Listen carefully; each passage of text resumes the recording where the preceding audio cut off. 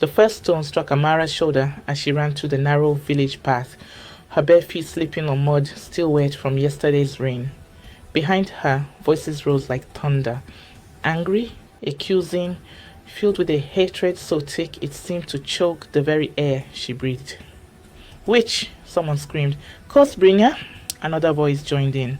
She stumbled, her hand catching against the rough bark of a mango tree, and for a moment she turned to see them. Men and women she had known her entire life, their faces twisted with rage, their eyes reflecting nothing but contempt. A second stone whistled past her ear. She didn't wait to see who had thrown it. She ran deeper into the forest, her lungs burning, tears streaming down her face, until the shouts faded into the distance and she collapsed against a fallen log, trembling and alone.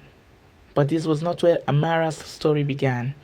To understand how beauty became a curse, one must go back to a time when the village still smiled at her, when her name was spoken with admiration rather than venom. Amara had been born on a night when the moon hung low and full over the village of Kijani, casting silver light across the humble mud houses and dusty streets. The midwife who delivered her had gasped when she first saw the child's face, so perfectly formed that it seemed impossible, as if the gods themselves had taken extra care in crafting each feature. As she grew, that beauty only deepened. Her skin glowed like polished bronze. Her eyes were large and expressive, framed by lashes that cast shadows on her cheeks. Her smile could light up the darkest room, and her laughter was like music carried on the wind. Amara, you will bring blessings to this family, her mother, Niara, would say, stroking her daughter's hair as they sat together in their small home. Your beauty is a gift from the ancestors. And for years, it seemed to be true. Neighbors would stop by with small gifts, a handful of mangoes, fresh bread, a woven bracelet. Men from nearby villages would travel for hours just to catch a glimpse of her.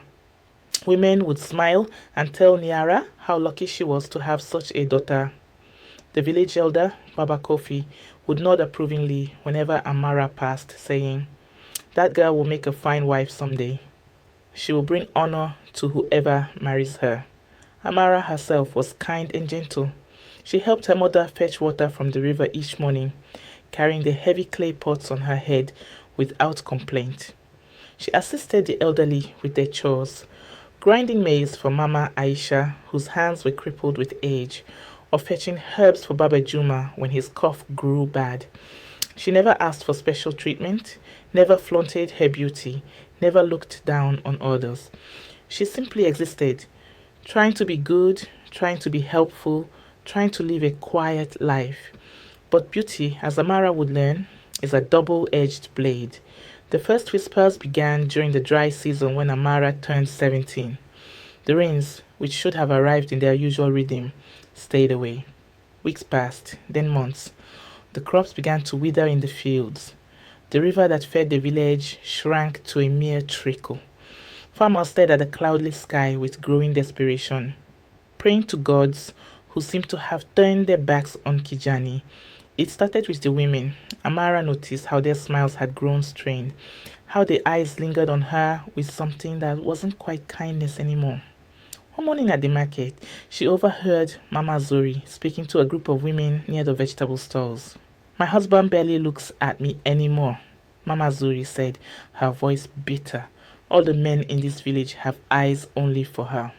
It's unnatural, I tell you. No woman should be that beautiful. It's true, another woman agreed. My son fights with other boys over her. Just yesterday, he came home with a black eye because he and Tunde argued about who would ask for her hand in marriage. Perhaps the gods are displeased, a third woman suggested, her voice dropping to a whisper. Perhaps such beauty is an insult to them. Perhaps that's why the rains won't come.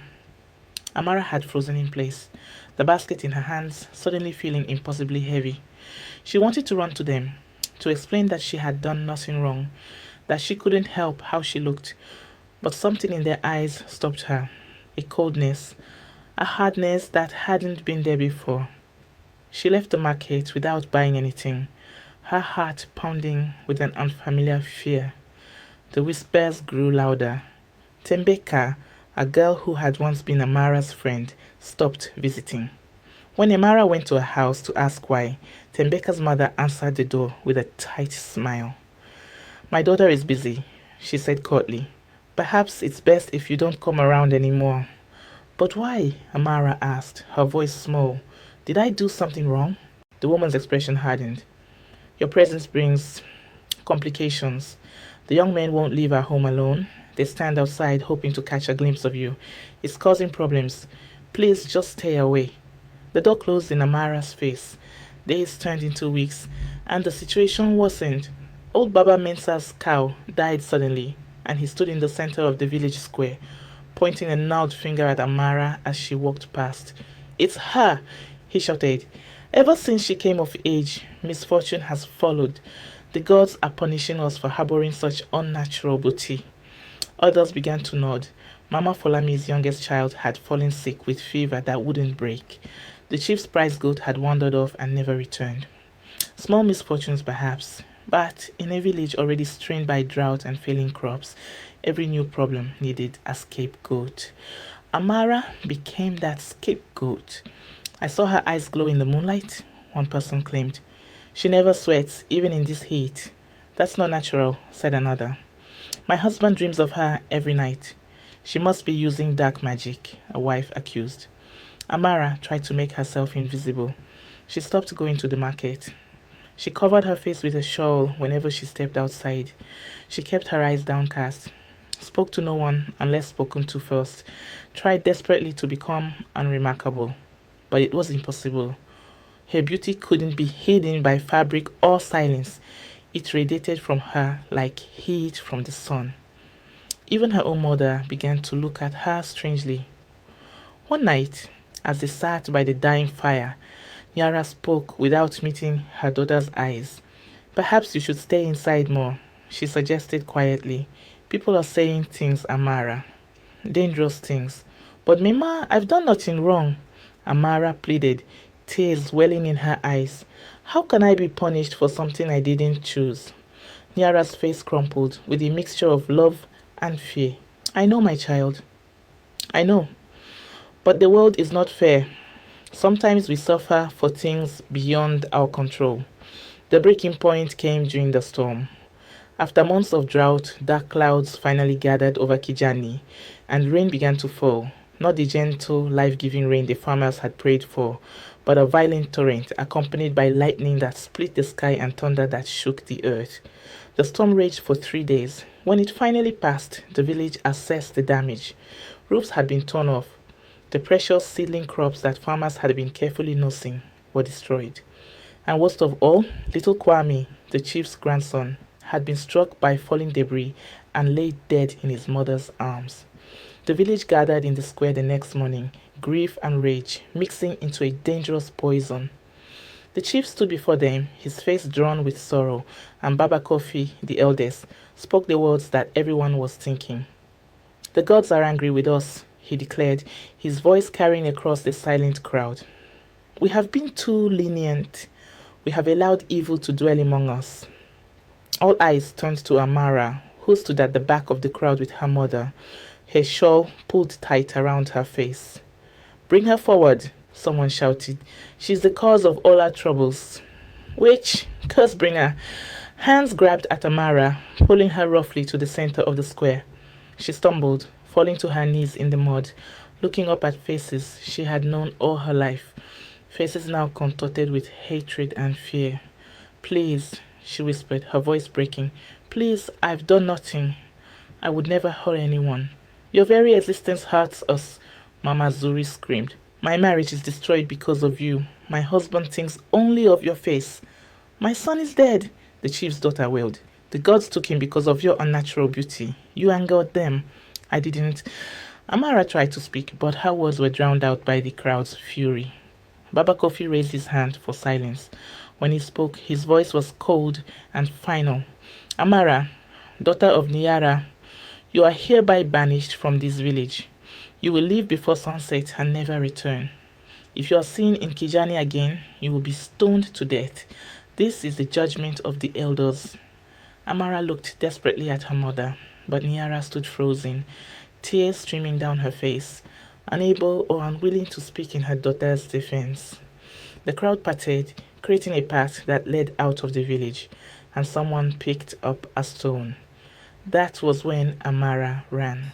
Now, hours later, she sat deep in the forest, her body aching, her heart shattered.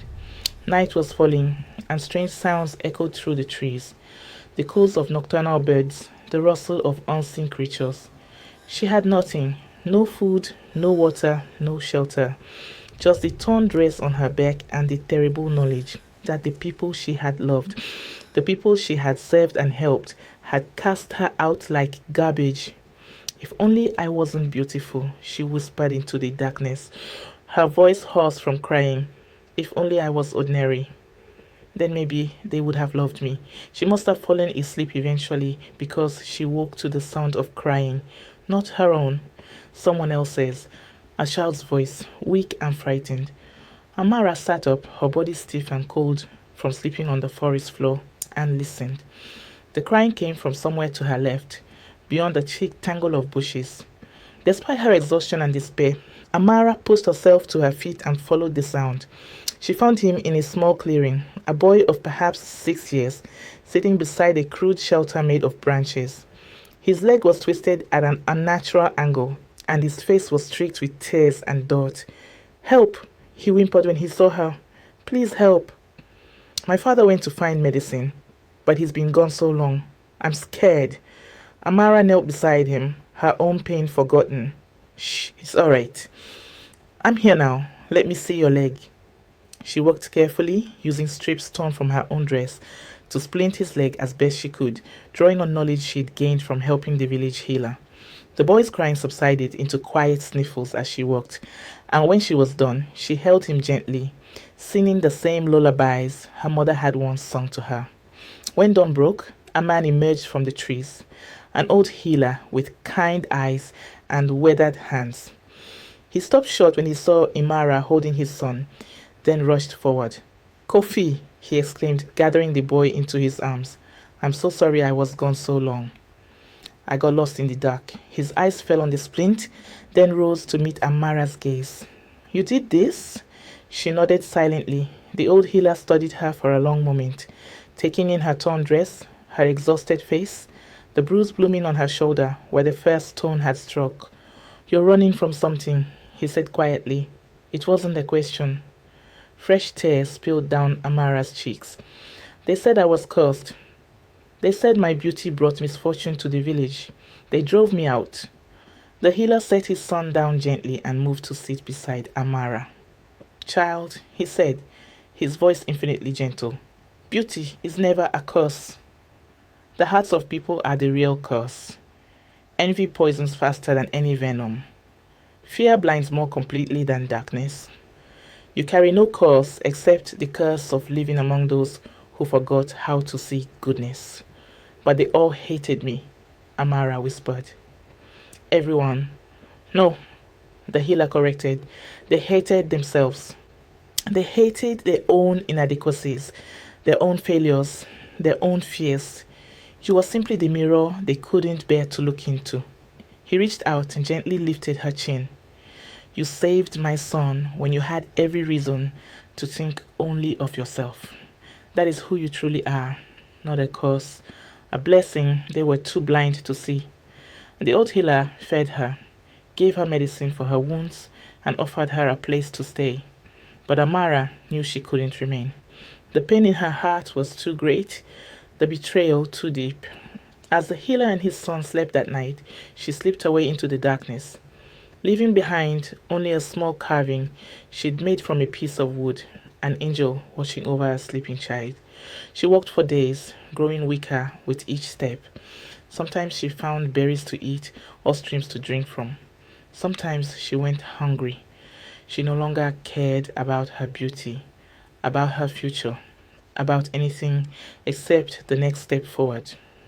When she finally collapsed beside the river, she felt almost grateful. At least the pain would end. But the story doesn't end with Amara's death. Though die she did beside that river, her heart broken and her body spent. The story ends back in Kijani, where the villagers soon discovered that driving out Amara hadn't solved their problems. In fact, things grew worse. The wells dried up completely. A sickness swept through the village, claiming the elderly and the young. The few crops that had survived the storm were devoured by locusts. Desperation turned to despair, and despair turned to a terrible understanding. It was Niara who first voiced what many were beginning to feel. Standing in the village square, where her daughter had been condemned, she spoke through tears. "We didn't drive out a curse," she said, her voice carrying across the silent crowd. "We drove out a blessing. My daughter harmed no one. She helped the sick, carried water for the elderly, brought joy with her smile. And we repaid her kindness with stones and hatred. The curse was never in her, it was in us."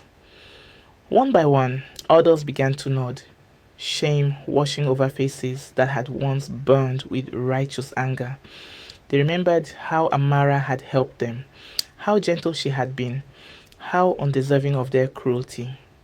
That night, as the village slept, a strange thing happened. A soft rain began to fall, not the violent storm that had brought destruction, but a gentle, steady rain that seemed to whisper forgiveness. Those who were awake swore they saw a figure by the river, glowing softly in the moonlight, her hands raised to the sky. Some said it was an angel. Others claimed it was Amara's spirit, blessing the land one final time despite everything they had done to her. By morning, the rain had stopped, but the wells were full again. The sickness began to lift. Green shoots appeared in the fields. The village had been given a second chance, though at a cost they would carry forever. Baba Kofi gathered the people one last time. His voice was heavy with regret as he spoke. "We have learned a terrible lesson. We allowed envy to poison our hearts. We blamed an innocent girl for our own failures. We turned beauty into a curse because we could not bear the reflection of our own ugliness."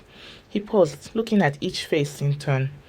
"From this day forward, let no child grow up believing that being different is a crime. Let no one be punished for gifts they cannot help. And let us remember Amara, not as the curse we called her, but as the blessing we destroyed." The village of Kijani never forgot. They told Amara's story to their children and their children's children, a reminder that the true cause is not beauty or difference or standing out from the crowd. The true curse is the jealousy that blinds us, the fear that makes us cruel, the weakness that makes us blame others for our own pain. They say that even now, on quiet nights, when the moon is full, you can see a figure by the river, a girl with a face so beautiful, it makes your heart ache, watching over the village that destroyed her. Her forgiveness more powerful than any curse could ever be. Because in the end, Amara understood what the villagers had learned too late, that real beauty lies not in the face you're born with, but in the heart you choose to carry. And her heart, despite everything, remained kind until the very end. That is the legacy of the girl they called Coast, a reminder that sometimes the monsters we fear most are the ones we create ourselves, and the angels we drive away are the ones we needed most to save us.